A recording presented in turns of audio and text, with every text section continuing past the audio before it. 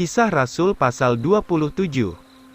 Pelayaran Paulus ke Roma, karam kapal dekat Malta. Ayat 1, setelah diputuskan bahwa kami harus berlayar ke Italia, mereka menyerahkan Paulus dan beberapa tahanan lainnya kepada seorang yang bernama Julius, seorang perwira dari pasukan Kaisar Agustus. Kami naik ke sebuah kapal dari Adramitium, yang akan berlayar di sepanjang pantai Asia, lalu kami berangkat.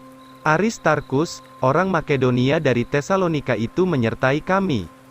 Keesokan harinya, kami mendarat di Sidon, dan Julius memperlakukan Paulus dengan sopan, dan mengizinkan Paulus untuk pergi kepada kawan-kawannya menyegarkan dirinya. Setelah kami berangkat dari sana, kami berlayar menyusur Siprus, oleh sebab angin yang berlawanan. Dan sesudah kami berlayar menyeberangi laut Kilikia dan Pamfilia, kami tiba di Mira di tanah Likia. Dan di sana perwira itu mendapatkan sebuah kapal dari Alexandria yang berlayar ke Italia, dan ia menaruh kami di atas kapal itu. Setelah kami berlayar perlahan-lahan selama beberapa hari, dan sampai di Knidus dengan susah payah, angin tidak mengizinkan kami, maka kami berlayar menyusuri pulau Kreta, melewati Salmone. Setelah menyusurinya dengan susah payah, kami tiba di sebuah tempat yang disebut Pelabuhan Indah, dekat sebuah kota bernama Lasea. Sesudah menghabiskan banyak waktu, tampaknya pelayaran menjadi berbahaya, sebab hari puasa sudah lewat. Paulus menasihati mereka, sambil berkata kepada mereka, "Tuan-tuan, saya melihat bahwa pelayaran ini akan disertai mara bahaya dan banyak kerugian, bukan hanya muatan dan kapal, tetapi juga nyawa kita." Namun perwira itu lebih percaya kepada jurumudi dan pemilik kapal itu, daripada hal-hal yang dikatakan Paulus. Dan sebab pelabuhan itu tidak sesuai untuk tinggal semusim dingin, sebagian besar menasihati untuk bertolak dari sana, jika memungkinkan mereka bisa mencapai Phoenix, untuk tinggal di sana selama musim dingin, yaitu sebuah pelabuhan di Pulau Kreta, yang menghadap barat daya dan barat laut. Maka ketika angin selatan bertiup dengan lembut, mereka mengira bahwa maksud mereka telah tercapai, lalu mereka membongkar sauh dan berlayar menyusuri Pulau Kreta. Tetapi tidak lama kemudian, timbullah sebuah angin badai menghantamnya, yang disebut angin timur laut. Ketika kapal itu terperangkap dan tidak mampu mengatasi angin itu, maka kami membiarkan kapal itu terbawa arus.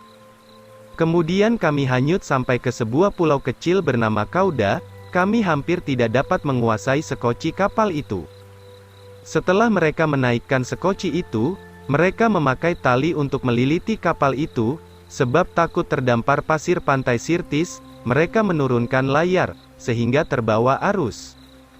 Dan oleh sebab sangat diombang-ambingkan angin badai, keesokan harinya mereka meringankan kapal itu. Dan pada hari ketiga, kami membuang alat-alat kapal dengan tangan kami sendiri.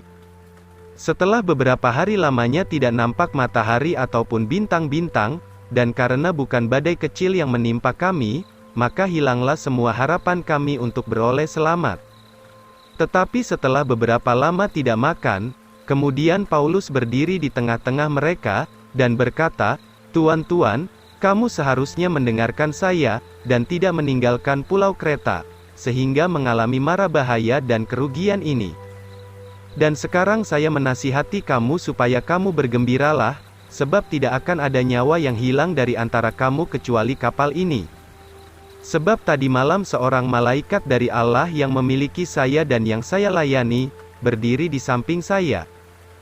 Katanya, 'Jangan takut Paulus, engkau harus berdiri di hadapan Kaisar, dan lihatlah, Allah telah memberikan kepadamu semua orang yang berlayar bersamamu. Karena itu, tuan-tuan, bergembiralah, sebab saya percaya kepada Allah, bahwa akan terjadi sebagaimana yang dikatakan kepada saya. Tetapi kita harus terdampar di suatu pulau.'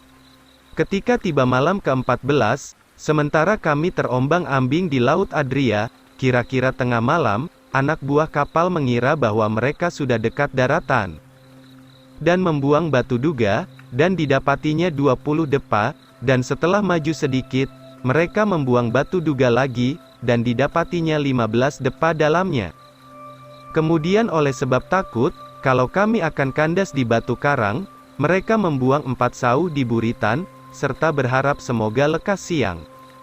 Dan sementara anak buah kapal itu hendak melarikan diri dari kapal itu, ketika mereka telah menurunkan sekoci ke dalam laut, dengan berpura-pura hendak membuang beberapa sauh dari haluan.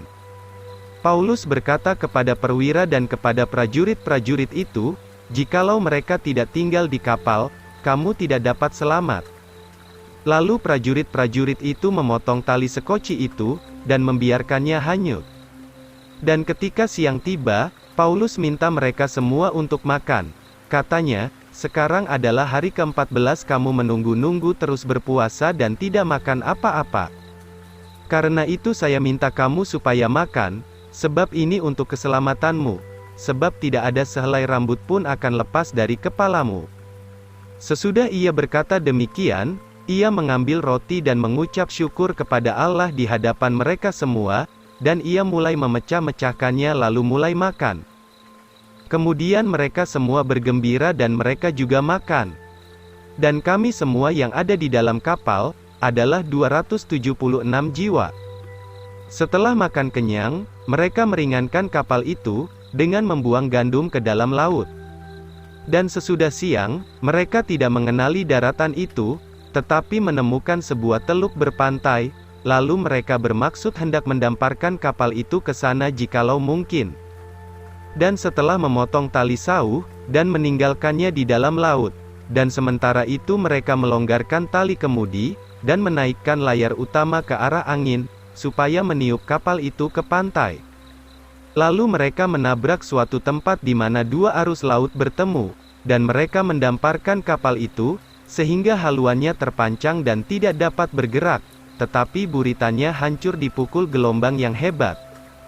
Prajurit-prajurit itu berencana untuk membunuh tawanan-tawanan itu, supaya jangan seorang pun berenang dan melarikan diri. Tetapi karena perwira itu hendak menyelamatkan Paulus, ia menahan mereka dari rencananya itu, dan memerintahkan mereka, supaya yang dapat berenang untuk meloncat lebih dahulu ke laut dan naik ke darat. Dan sisanya, beberapa berpegang pada papan, dan beberapa berpegang pada pecahan-pecahan kapal itu, demikianlah sehingga semuanya selamat sampai di darat.